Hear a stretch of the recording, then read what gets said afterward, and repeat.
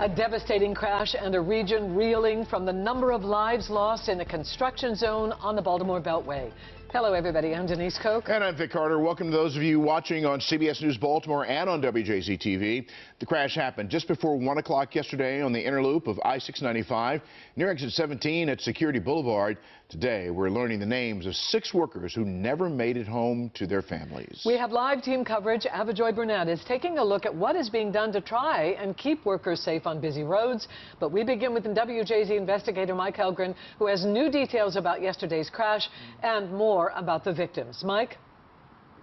Denise and Vic, we understand that 2 of these victims were father and son. All of them were inside what they thought was a safe, protected area, protected by concrete temporary barriers when this happened. Now, we asked the Maryland State Police about potential charges. They said once they complete their investigation, that will be up to the Baltimore County State's Attorney.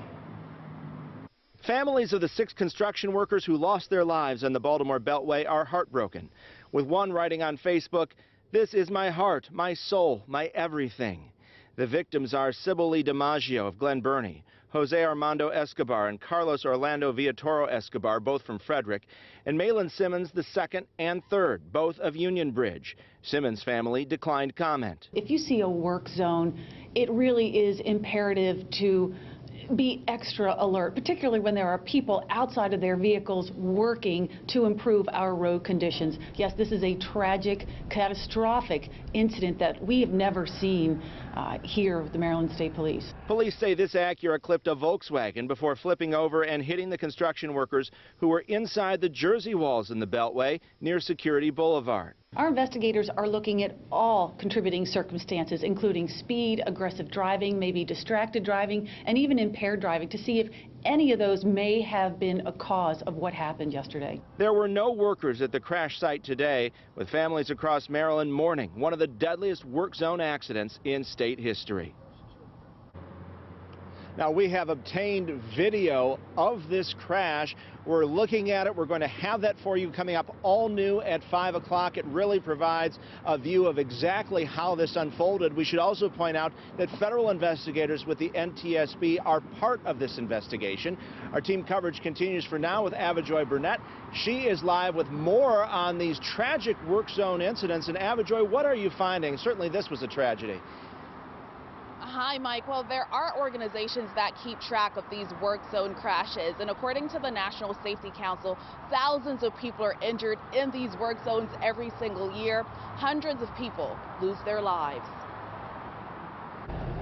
Wednesday's crash in a highway work zone in 695 in Baltimore County left 6 construction workers dead and the region rattled. It was just unbelievable. It was just so tragic. There are no words. Went to work. Did not know that they would not be returning to their families. That's horrible. It is really horrible. Data from the National Safety Council shows just how dangerous it is for highway construction workers. The nonprofit said in 2020, more than 44,000 people were injured in work zones that year. 857 people died, and a majority of the victims were drivers.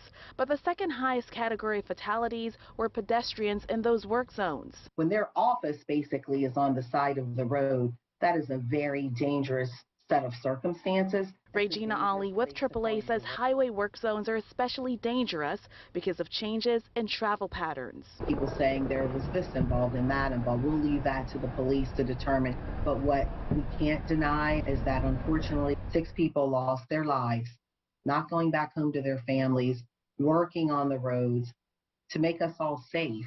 So it's incumbent upon drivers to be safe as well. A practice that's already in play for many drivers. I've changed my driving habits. But then that just makes me say you got to be extra careful now.